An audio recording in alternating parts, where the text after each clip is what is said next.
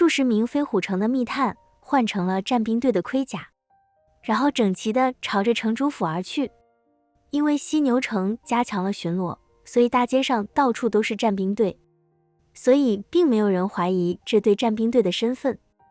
来到城主府门口，这一队人被拦了下来。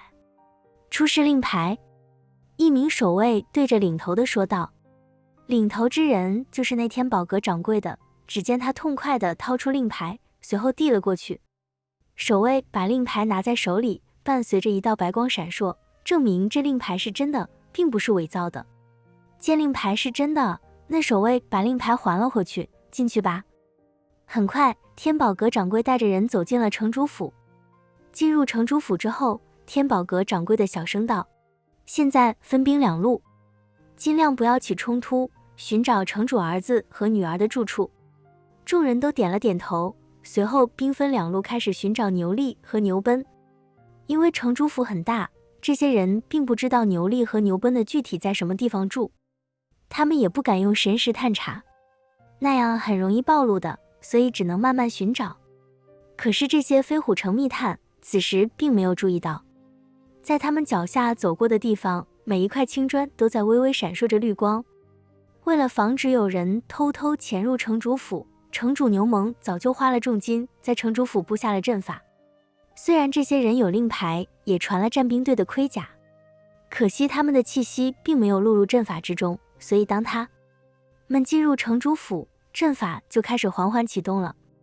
而此刻，在镇魔塔内修炼的牛虻突然睁开双眼，眉头紧紧地皱在一起。怎么了？陈平见状问道。有陌生人闯入城主府了，我要出去看看。牛虻起身离开镇魔塔。陈平见状也跟着牛虻离开了镇魔塔，随后两个人走到了院子里。很快，两人就发现在城主府的院子中有着一队形迹可疑的战兵队。晚上这府内从没有安排过有战兵队巡逻呀。牛虻轻声说道。很有可能这战兵队就是其他人假扮的呢。陈平说道。牛虻点了点头，只见他从怀里掏出一块黝黑的石头，在石头上有着晦涩难懂的符号，伴随着牛虻在那石头之中注入一道道仙力，城主府四周突然激射出一道道白光，这些白光相连，竟然把整个城主府给笼罩了起来。坏了，被发现了，快撤！天宝阁掌柜的没想到，他们刚刚踏入城主府，竟然就被发现了。同时，城主府四周响起刺耳的警报声，无数的守卫纷纷地涌了出来。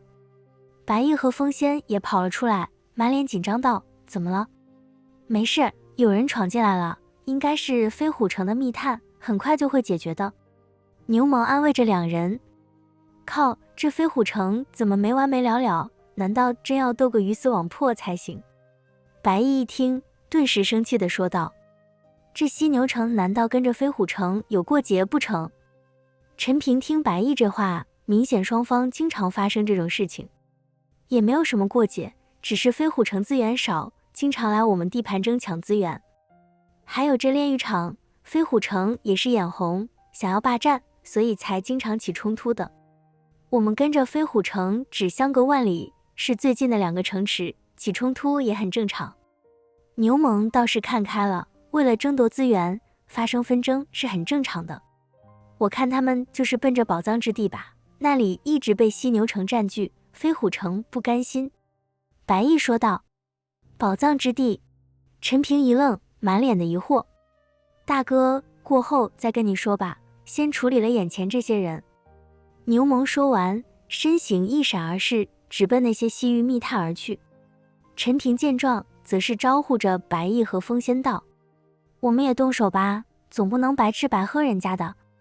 说完，陈平手持斩龙剑，也瞬间冲了过去。轰轰轰！陈平一出手，连续斩出3剑，可就是这3剑，直接带走了3名西域密探的生命。要知道，这些西域密探都穿着战兵队特制的盔甲，坚硬无比不说，而且还都用龟血浸泡过。现在陈平一出手，竟然直接破开盔甲，把人给斩杀了，这让那些西域密探顿时震惊无比。他们本就人数少，现在又碰到陈平这种高手，斗志瞬间就没有了。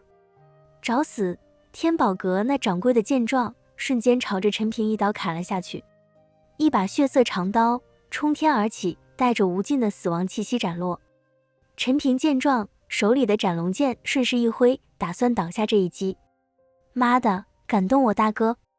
风仙见有人对陈平攻击，顿时就怒了，身形瞬间挡在了陈平面前，随后双掌齐出，风仙双掌拍出，掌心腾起2团赤红色的火焰，与天宝阁掌柜的血色长刀轰然相撞。剧烈的爆炸声中，血色长刀寸寸崩裂，天宝阁掌柜如断线风筝般倒飞出去，重重撞在廊柱之上，头盔掉落，一口鲜血喷出，染红了胸前的战兵盔甲。这怎么可能？天宝阁掌柜惊恐地望着风仙，眼中满是不可置信。你是风仙？天宝阁掌柜的满脸震惊之色。风仙要知道进入炼狱场数百年了，都以为他死了呢，今日竟然出现了。更让天宝阁掌柜的震惊的是，这风仙竟然喊陈平大哥。他不知道陈平的身份，不过令牌是从陈平手里得到的，可见陈平跟着城主府关系不一般，要不然也不可能有令牌。是你？陈平看到天宝阁掌柜的，很是震惊。牛虻也走了过来，看清对方的面容。牛虻瞳孔猛地一缩，脸上露出震惊之色。竟然是你，李天宝！牛虻声音中充满了愤怒与失望。我如此信任你，将天宝阁交给你打理，没想到你竟是飞虎城的密探。李天宝挣扎着从地上爬起来，擦了擦嘴角的血迹，冷笑道：牛虻，别太天真了，在这弱肉强食的世界，谁不想多占些资源？你们犀牛城霸占宝藏之地，垄断资源，飞虎城自然不会坐视不理。住口！牛虻怒喝一声，周身气息暴涨，今日你们谁也别想活着离开。说着，牛虻手中法诀一变，城主府上空的阵法光芒大盛，一道道锁链从虚空中浮现，朝着剩余的飞虎城密探飞去。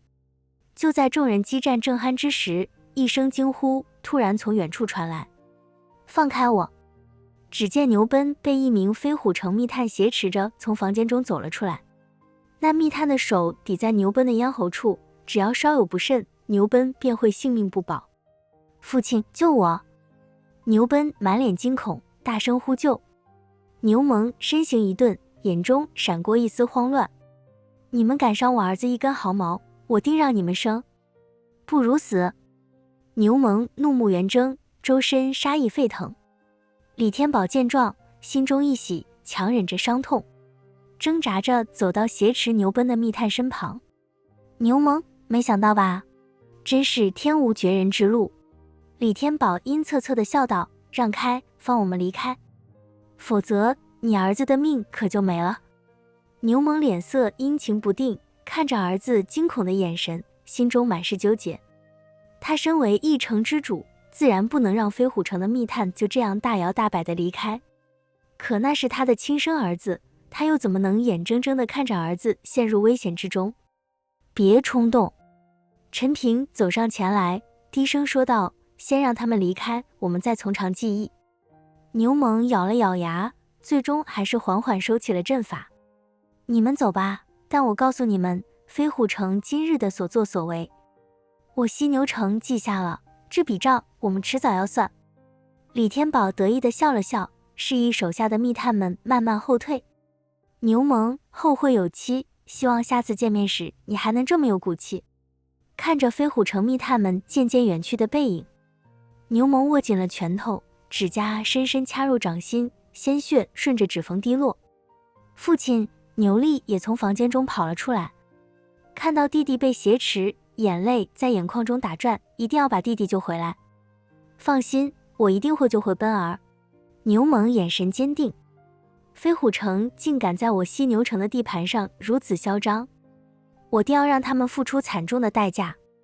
牛虻说完，随后看向城主府的守卫，厉声喝道：今天是谁看守府门？这些人到底是怎么进来的？城主府是要有令牌才能进入的。现在这么多飞虎城密探进入了城主府，竟然守卫谁都没有阻拦，这让牛虻十分的疑惑。他怀疑城主府是不是出了奸细，毕竟连天宝阁的掌柜现在都成了飞虎城的密探，他开始不相信任何人了。城主，今日是我们值守，这些飞虎城密探是拿着令牌进入的，而且令牌也验过，是真的，所以才放进去的。一名守卫上前，小心翼翼地说道：“他们怎么会有令牌呢？”牛虻满脸的疑惑。而此刻，陈平似乎想到了什么，有些不好意思地说道：“他们的令牌应该是我给的。”陈平想起自己在天宝阁当掉令牌的事情了。你？牛虻一愣，大哥，你怎么会有我们城主府的令牌？还没等陈平说话，牛力这个时候才注意到陈平，有些惊讶道：“怎么是你？难道你把我的令牌给当了？”听了陈平的话，牛力也想起来了。陈平不好意思地点了点头，我当时缺少先臂，实在没有办法，就把令牌给在天宝阁当了。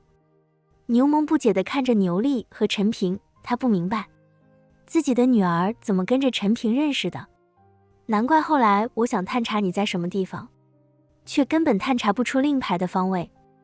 牛力一听，有些埋怨地说道：“实在不好意思。”陈平再次道歉，随后跟着牛虻解释了一番那令牌是怎么来的。听完之后，牛虻没有再深究，毕竟他可不敢说陈平什么，陈平现在可是他的大哥。大哥，你也没想到会发生这种事，跟你没有关系，也是我识人不淑。没想到这李天宝竟然是飞虎城的密探。牛虻想起天宝阁那掌柜的，就满脸的气愤，恨不得把李天宝给生吞活剥了。